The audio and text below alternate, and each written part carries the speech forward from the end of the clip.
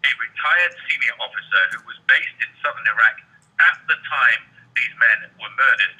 And he said there was intelligence that was around at the time that said that Iranian-backed groups were planning violence in Majar Al Kabir, in that area, and therefore they should have known when the Red Caps were sent to this town that it was likely to kick off and there was likely to be violence. Now, we know from the inquest into the deaths that these soldiers had insufficient ammunition, had poor communications equipment, and they allege that they had poor Land Rovers. They couldn't get out of there, and they were horrifically attacked and butchered and murdered in the police station.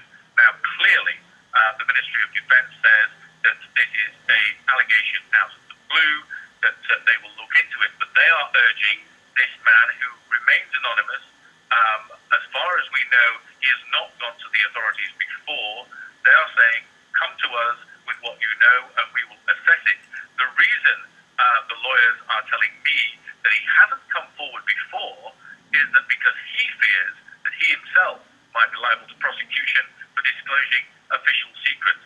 That's the very latest. Clearly, we can't stand this up yet. We don't know whether it's a fact, but it does put an entirely different complexion on what happened when these men were sent to their deaths unknowingly at the time. But clearly, if these allegations are true, then somebody, somewhere in the chain of command, somewhere in the Ministry of Defence, had information, according to these allegations, that they knew that the insurgents were planning violence in Majar Al Kabir, and therefore the implication is that the Red Cap should at least